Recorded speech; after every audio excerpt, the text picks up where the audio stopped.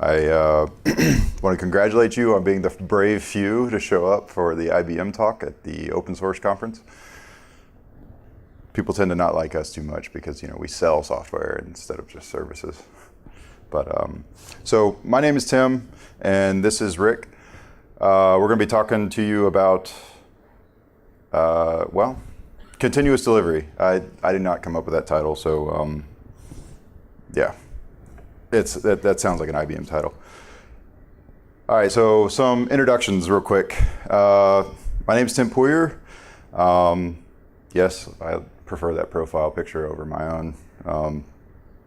It's actually pronounced Pouyer, although I'm the only person that I know whose wife made them change the pronunciation of his last name when they got married.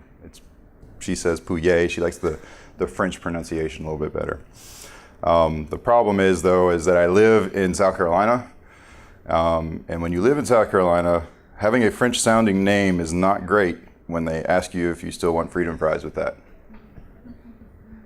So I've been working for IBM since 2006, working on deployment modeling and deployment automation, so I've been in this space for a really long time. I've been in this space so long that I actually have patents issued on this, which if any of you have ever filed a patent, it takes like 5 years to actually get it issued. So I've been doing this for a while. So, Rick? Rick Osowski, based out of North Carolina, so close to Tim and relative to where we're at here. That's me wrestling my dog. I think he shortly kicked me somewhere that hurt, and then I stopped wrestling with him. Yeah, just like Tim, I've been in IBM for a good bit of time, since 2005. You can go to the next slide, and these are some of the publications that I worked on when I was back more kind of infrastructure oriented at the time, where I have a deep history in configuration management, where when I was publishing DeveloperWorks articles on configuring ND applications of WAS servers and seeing how much of a pain that was, and wishing and hoping when I was sleeping for something like Chef to come around, and the whole DevOps movement that would have made all of the reasons for these articles to exist pretty much obsolete. So even though I've kind of moved on from that role, I still have a lot of heart in that area, and kind of all the products that we talked about this morning and that we'll talk about in this talk kind of lend to that. So it's a very deep history for myself inside IBM, and then moving forward as well. All right, so briefly, let's talk about what the problems our customers are seeing. Our customers are seeing a lot of pressure to deliver new features more often, right? They need to gain a competitive advantage against their competitors, right? An example of this would be taking a picture of your check to deposit it, right? I think USAA was the first one to do this, and Bank of America quickly followed suit. And if your bank does not currently offer snap a photo to deposit a check, you're probably losing customers, right? This is just one example of pressures to really get not even new applications, but just new features to applications out into the public quickly. So as we add more and more features to these applications, they start to grow, and they get very complex. Lots and lots of moving parts. It's really hard to fully understand how to deploy an application. And if you talk to most enterprise customers, they'll tell you, I know how to do this part, and then I contact Jim over here, and he does that part, right? So no one person tends to know everything about how to deploy this application. The other problem is that you get highly distributed teams, right? I don't know how many of you work with people on your team, on your direct team, that don't maybe work in the same building as you, or maybe they work from home, maybe they work across the country, maybe they work across the world. I've been in plenty of teams, especially within IBM, where I have a team member that works in China, or works in India, or works in Australia. And let me tell you, when you got to tell your wife, hey, I got to have a meeting at 8 o'clock on a Thursday, she tends to get a little upset at you, right? So there's a huge disconnect when your teams become more and more distributed, and that contributes to a lack of communication. That lack of communication causes problems, right? Not only in the code that you're building, but in how you have to configure your applications for deployment. So this comes down to manual deployments, right? Manual deployments are really hard. I said earlier that there's no one person that knows how to deploy your entire application, especially if it's a very large one.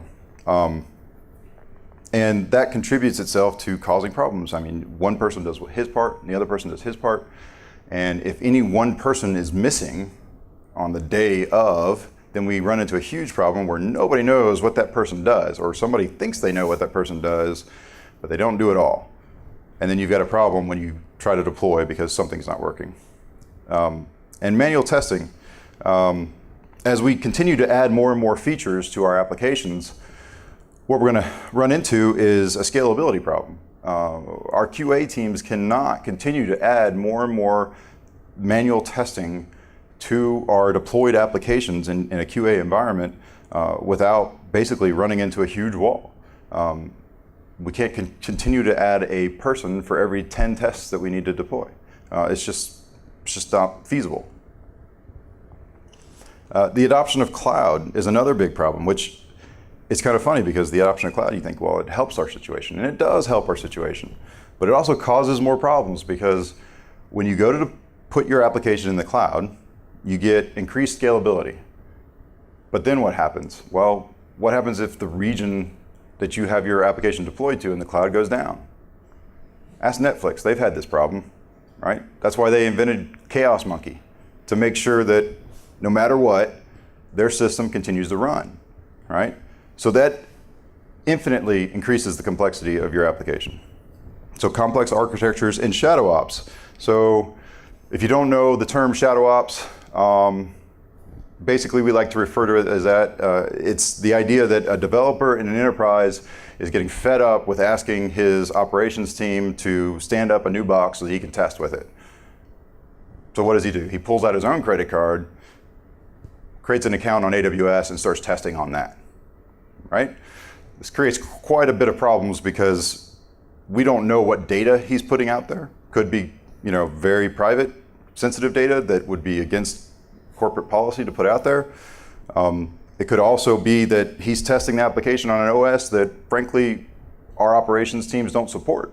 And so this will increase the problem of, hey, it works for me. I don't know why it's not working for you, right? Because every single bit of information on your operating system that you're deploying your application to, every tiny little configuration change can have a dramatic effect on whether or not the deployment actually works. So what's the solution here? We believe, as many others, that continuous delivery is the solution, right? Automate as much as you can. Continuous integration, continuous deployment, continuous testing. So I'm going to talk a little bit about each one briefly. Continuous integration, I don't have to cover this too much. You guys should already be doing this. Automated deployments, automated unit testing. But the key part is what's in your build. Do you know what's in your build, right? A lot of people use Jenkins, but it's not directly tied into their work item management system. And so they can't tell you specifically what work items went into that build, right? At an enterprise level, this causes huge problems when it comes to auditing, right? You got third-party auditors coming in, they say, tell me what's in production. And you say, well, build 17 is in production. Great, what's in build 17? Who contributed code to it? If you don't know, you're gonna have an auditing problem. So a tool like Rational Team Concert, built on the Jazz platform, can help you with this, right? We have integrations with a lot of different build engines, Jenkins being one of them. And we can tell you specifically from the IDE that the developer's working on what has gone into that build, what work items were contributed there. This helps greatly with situations where QA has run several tests and they need to create defects for the developer to actually fix. And I don't know about you, but I've had this problem several times where, well, what build were you testing that on? And QA says, well, I don't know. And I say, well, I don't know if I fixed it yet then. So it's just a big issue that the more information you can give back to your developers or you can give to your QA about what is in that build is going to greatly improve the speed at which you can operate. So the other big point here is continuous deployment. We believe continuous deployment should incorporate the full stack, right? Infrastructure, middleware, and application. Because every bit of the underlying components of your application affect the deployment and affect whether the deployment works correctly.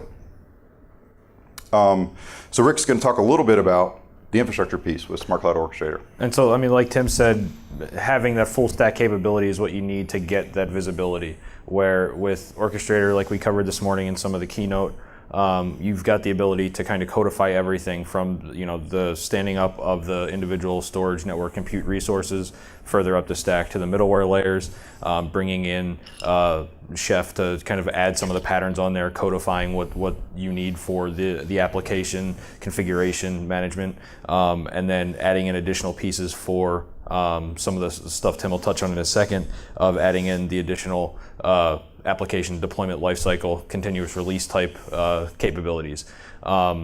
Also with this, we have the ability to do deployments on demand, where now you're able to spin up instances inside of your private cloud infrastructure, inside AWS or inside SoftLayer, and really have the test development deployment capacity necessary to deploy these rigid applications as necessary and kind of keep that all going and flowing so that you don't ever kind of break that chain when somebody's out and it's no longer tribal knowledge, it's captured, it's codified, you're able to fire it up and run it as necessary.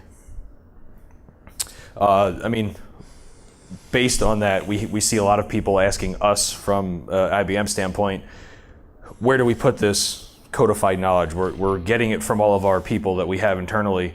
But now we need to know, does it go all the way down to the bottom at the IaaS layer? Does it go all the way, should we bake everything into the application deployment cycle? And it really all comes down to governance. I mean, everybody across the bottom there has capabilities that are going to be similar in the spectrum, but where you utilize that, where you take advantage of it is all based on the governance of that knowledge. And then the beauty of the solutions that we're talking about here is that different teams can utilize a single deployment environment differently. So you can have some teams that are putting all the information at the application layer, kind of the automations that are necessary there.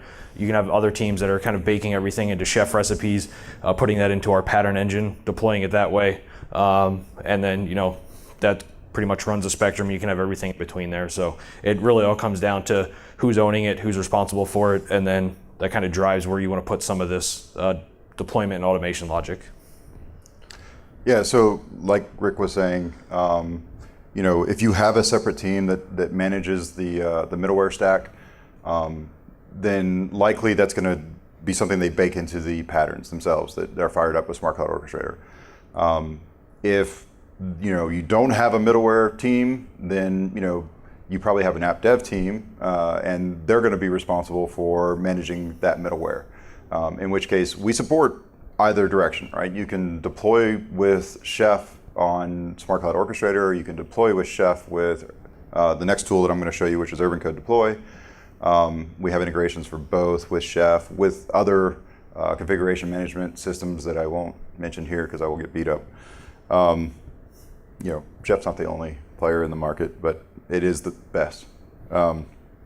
So let me talk to you a little bit about Urban Code Deploy. Urban Code Deploy is an application deployment solution. We don't pretend that we handle operating system configuration management like Chef does.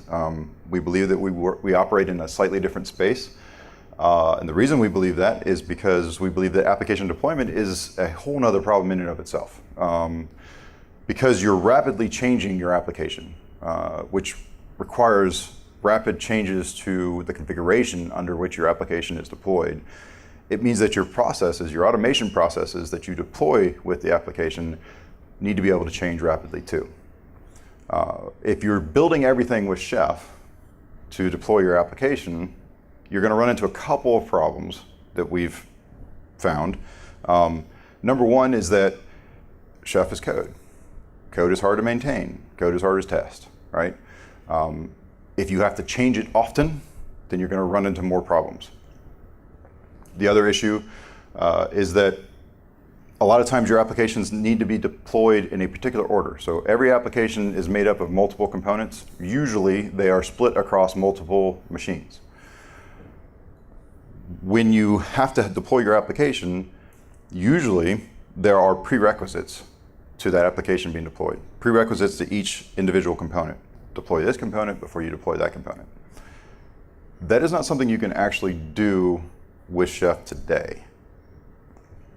You might be able to write, and I've seen some people do some enterprising things where they can actually write and orchestrate within Chef. But generally speaking, that's not something you can do out of the box with Chef. But we do find that there is a place for Chef, and I'll get to that in a minute when we get into the demo.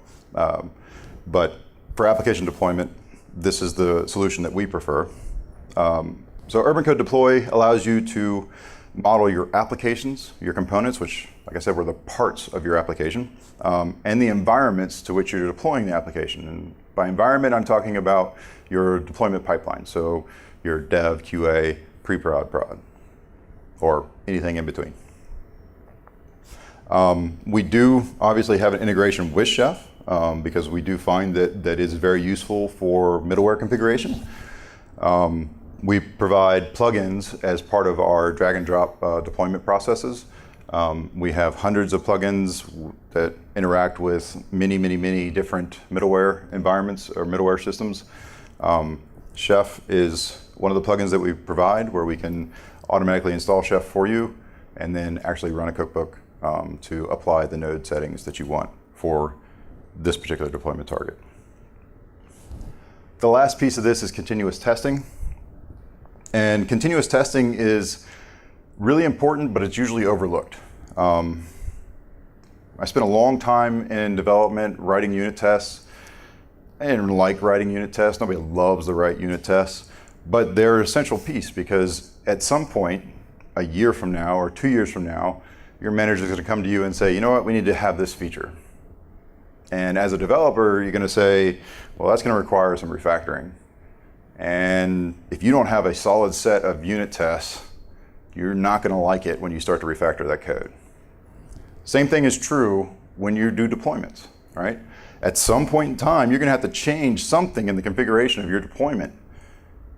And if you don't have a solid set of automated functional verification tests, these are tests that actually go out and hit your application once it's deployed, you're going to have the same problem that you would have if you didn't have a solid set of unit tests. So we do believe that functional verification tests are extremely important, not only for the ability to be able to change configuration over time and be assured that your application is still functioning as intended, but also to help the QA department. Because, like I said earlier, QA cannot continuously add more and more tests that they have to run manually, right? It's not sustainable, it's not scalable. The more automated functional tests that you have, the less work that QA has to do to test regressions, and the more work they can do testing new function, new features. So this is what we believe the solution is: continuous delivery, which is continuous integration, continuous deployment, and continuous testing. So now I'm going to run you through a quick demo that's going to demonstrate some of the things that we talked about tonight or today. It's not going to go over the Smart Cloud Orchestrator piece because I can't fit a Smart Cloud Orchestrator into a VMware image. So this is our tool, Urban Code Deploy. Like I said earlier, Urban Code Deploy models applications and environments. So dev, QA, and prod here are environments. An application has multiple components. So these DB, Liberty, Test, and War are the components of our application. The application itself, the components themselves have versions associated with them. So each component defines its set of versions, and each version has a set of artifacts defined for it. These artifacts are usually contributed via a build, like our continuous integration build. We support being able to pull them in either through a source configuration or pushing them directly from your build into Urban Code Deploy via a command line interface. So once you have your application defined and your components defined, you can start to define the processes for each component and application. So each component defines its own set of processes that understand how to install and configure themselves. So we use a drag and drop, very simple and basic process designer, and we have many different plugins available to us. It's very similar to a programming language in that I can define the flow with these green arrows. So this is the successful flow. And I can define an unsuccessful flow, an error flow for each step, so that this gives me the ability to do automatic rollbacks if for some reason error should occur when I'm doing the deployment.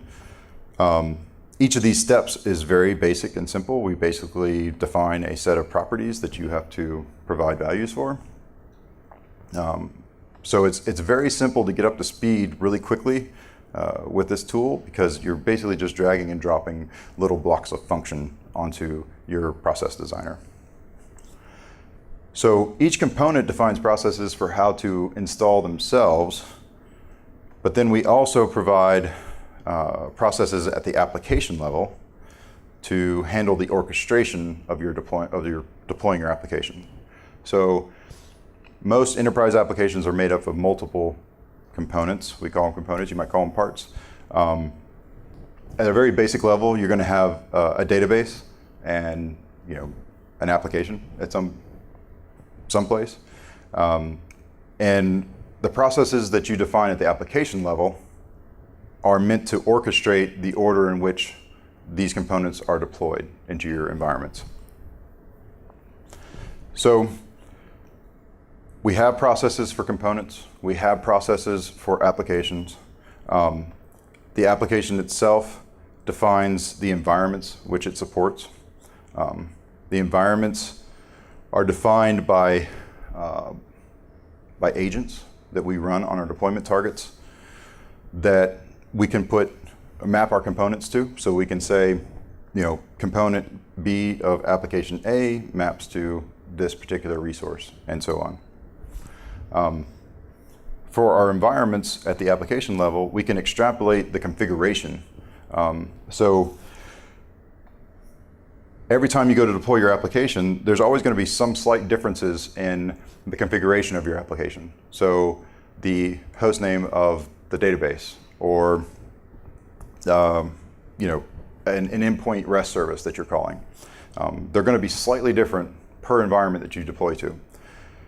And we don't want to change our processes, because we know that if we change our processes per environment, then when we test our processes, we're not really testing it because it changes all the time. So the way we do this, the way we handle this, is we define environment properties for each of our components. Our components can define specific environment properties, and they can tell us whether they're required or not. And we can extrapolate out that configuration on a per environment basis, so that when we go to deploy our application into a particular environment, our process doesn't change, but our properties change, right? So let me go ahead and pull up, this is RTC. This is built off the Eclipse development environment. I've got a build process here, and it's connected to a Jenkins server. And I'll pull that up here real quick and show you. So we have a Jenkins server that's running locally, and I can test that connection. And I'll pull that up here. It basically defines a job called JKE Jenkins. This particular job is set up as an AMP build.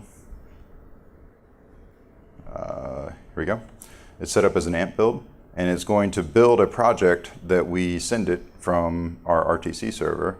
It's going to use this build.xml here. This build.xml defines a few targets. One and then we'll take a look at the all one, which is the one we run.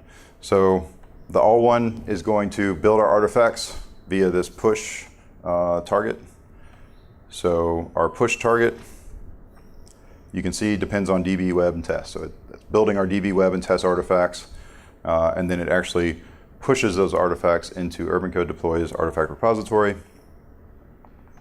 And then it's going to kick off the deployment of our application, which is already defined in Urban Code Deploy. It's going to run a set of functional verification tests to ensure that whatever we've deployed is working as intended. And then we're going to publish our results back into the RTC build result so that our developers know what happened. And then we're going to finalize everything. So I'm going to go ahead and kick this off.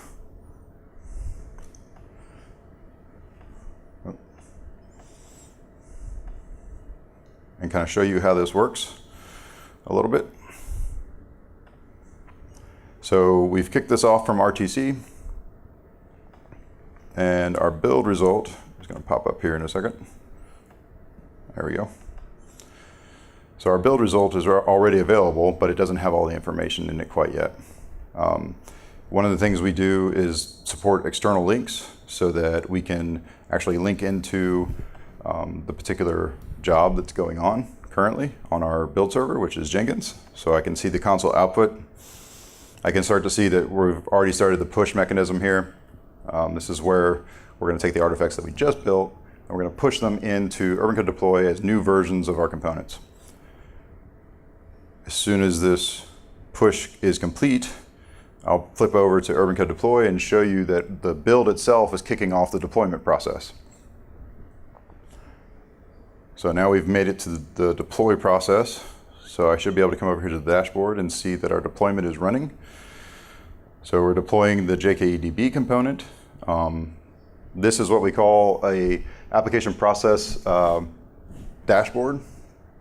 It allows us to see what is actually running at this particular time. So we can jump in and see, okay, now we're running the database deployment, and for each step, so each plugin step that you saw in our process designer, you're going to see a green arrow, hopefully, green success box. We support being able to capture the output logs from the plugin steps. These plugin steps occur on your deployment targets, and we can capture the output of those and bring them back into the Urban Code Deploy server. So regardless of whether that server that it ran on is up or down, we're still going to have the console output of that. It makes debugging a lot easier. Then go back to the application deploy process.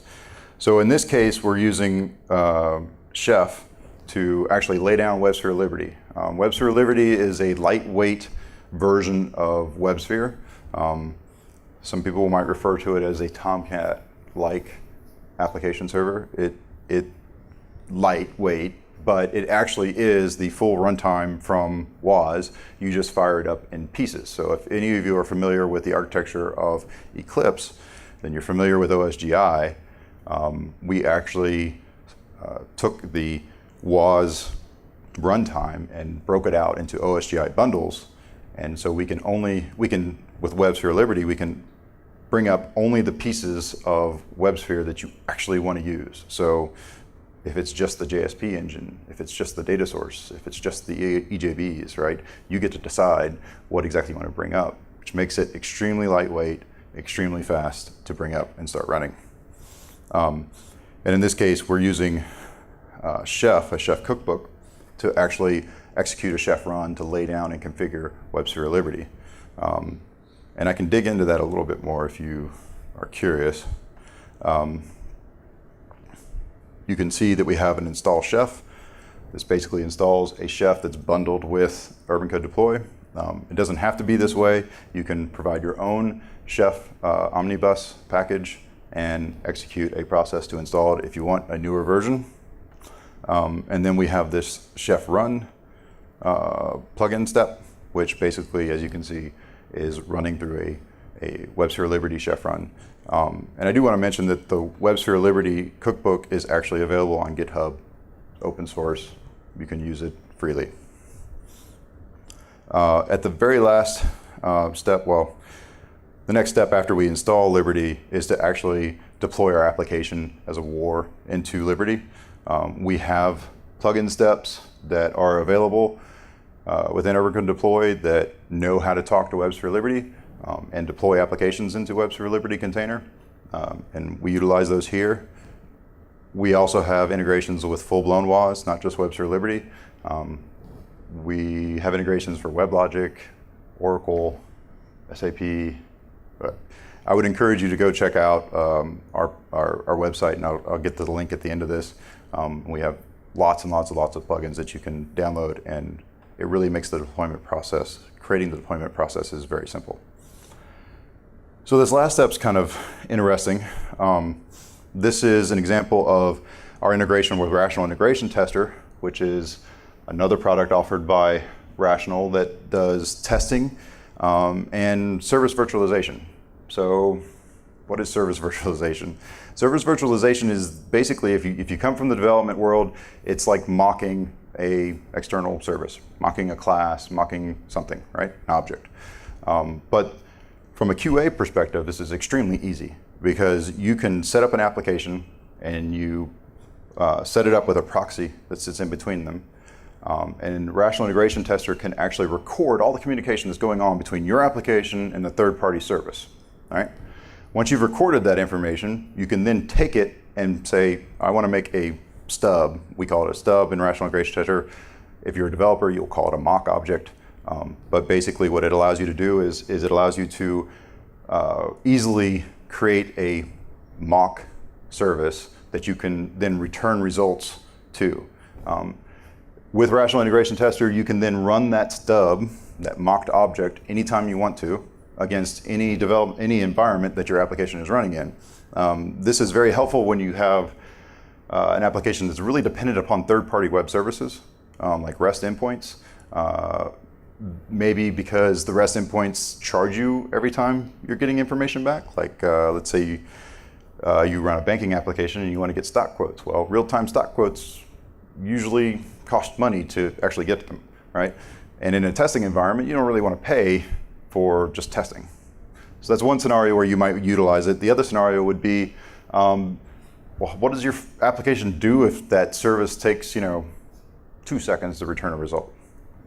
Okay, that's great. What does it do if it takes 20 seconds to return a result? What does it do if it takes 2 minutes to return a result? Right? Those are actually situations that you need to test because they're going to affect your users. And with Rational Integration Tester and service virtualization, you can actually set it up to where I want to, delay the response by 2 minutes, or I want to send back a bunch of garbage rather than what I expect to be sent back. And you can test your application that's dependent upon these external services to understand what is it going to do if something I don't expect happens. It's actually very useful. So once we've gone through and we've deployed our application and we've run through our green hat verification test, functional verification test to ensure that the application is working correctly, I want to show you what our build result ends up looking like as far as the developer is concerned. We now have links to the specific versions of the components that we've added to Urban Code Deploy. Oh, sorry, gotta log in. So you can see here, this is the JKEDB. It's version 2014-0417. The timestamp's off, sorry. I usually work on the East Coast. Yeah, still East Coast. That's why I checked my watch earlier. And so you can see, the specific files that were associated with that particular version for this particular deployment. You can also see the full application deployment process. So you can go in and see, okay, well, this build created this deployment process, and I want to see the history of what happened here. So you can come in and drill in and see exactly what happened. You can even go into our green hat tests. And if you see here, this step right here is run green hat tests. And green hat comes with a server component that handles running the mocked stubbed objects, but it also keeps a record of all your tests. So yes, you can see the test results directly within our RTC build result, if I look at the test tab, you'll see that I've got my unit tests here. And these are things that you normally do as part of a continuous integration process. But beyond that, we can actually insert the green hat functional verification tests as well, and make sure that all of those are passing, and we can see those directly in our RTC build result as a developer. But our QA people likely will not be using RTC, and they will still want to be able to get to the test results from the green hat server interface. And so we support both. So once we've gotten to this point where we've run a build, it has built our artifacts, it has unit tested them, it has pushed them into Urban Code Deploy, it has automatically ran a build to deploy, or automatically ran a deployment to deploy it into our dev environment, and then has functionally verified that the application is functioning as correct as we intended. The next step is to decide whether or not we want to push this down the pipeline, right? And the way we can manage that, if we go back and look at our application, we can see that here's our dev, and you can see that the particular versions of our components that are out in dev. This is a very simplified example because I've taken a build on Jenkins, and it has built all of my components for my application and given them all the same version number. In a real world environment, in most enterprises that we've gone to, there are multiple teams building the components for a single application.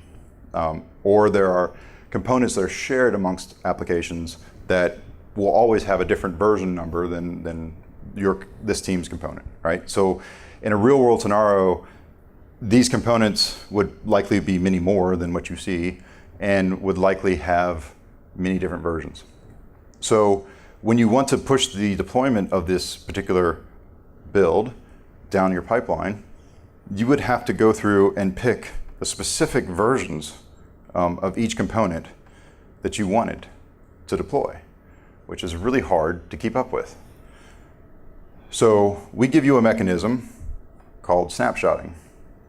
So if you're familiar with VMware, you'll have an associated recollection of what this term means. Ideally, we can create a snapshot of our existing environment. So dev would be our existing environment that we deployed to. We're going to collect all the components that are in that environment and their specific versions, and we're going to treat them as a grouped unit, right? A whole. And from now on, I will deploy my snapshots down the pipeline and not individual specific versions of components, right? Because at this point, I know that my functional verification tests have run against dev, against all the different component versions that are existing in dev, and I know they function correctly. So that's what I want to push down my pipeline, not individual specific versions, because that's going to cause problems. So what I've done right here is I've captured the specific versions of each component in my snapshot. And this is, again, a very simplified case because all the versions are the same, but they would normally be different.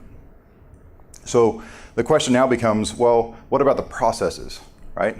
Because eventually, if I take a snapshot today and somebody changes a process tomorrow, and I go to deploy my snapshot into a new environment tomorrow, is it going to use the newer process or the older process?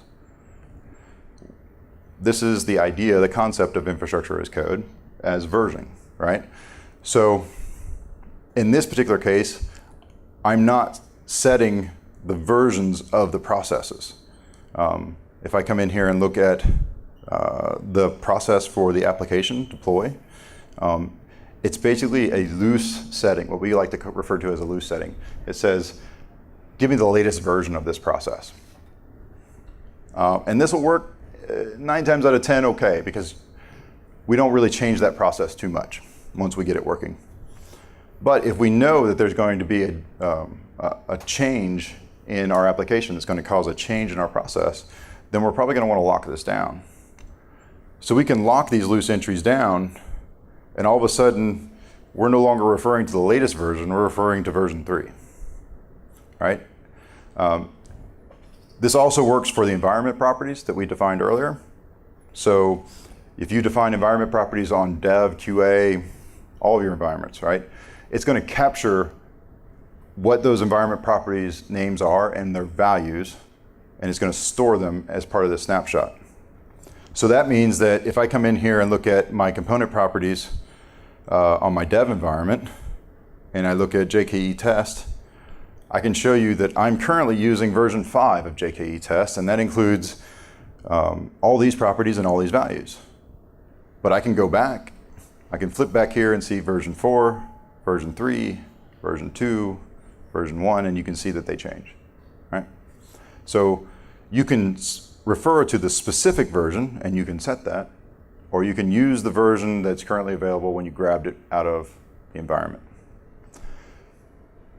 So once we have the snapshot available, then rather than coming in here and specifying the specific versions of each component, we can simply deploy the snapshot. So at this point, I really don't have a whole lot else to tell you about Urban Code Deploy. So if you have any questions, feel free to ask them now. If we can see your hands being raised in front of the 2 blinding star beams that are back there. If you don't have any questions, we can, hold on a second. There we go. If you don't have any questions, I would encourage you to go out and take a look at the IBMDW.net Urban Code site. Has a lot of information about the Urban Code Deploy products. Deploy is not the only application that we offer. We also offer a release application, which is a higher level than Deploy. It's talking about managing, coordinating releases of multiple applications within an enterprise. And then we actually have some announcements coming in June that I legally can't tell you about, but they're exciting. So I encourage you to go out and take a look. Download the trial, try it out, give us your feedback. And similarly, some more links to go to would be ibm.com/cloud and ibm.com/devops, and it'll all cross-link you to the same information, same trials. So check that out, and you can kind of walk through again what we covered here today. All right. If you have any questions you want to ask, not in front of people, the 3 or 4 people we have, come on up and we'll be glad to answer them for you. Thanks for coming. Appreciate it. Thanks, guys.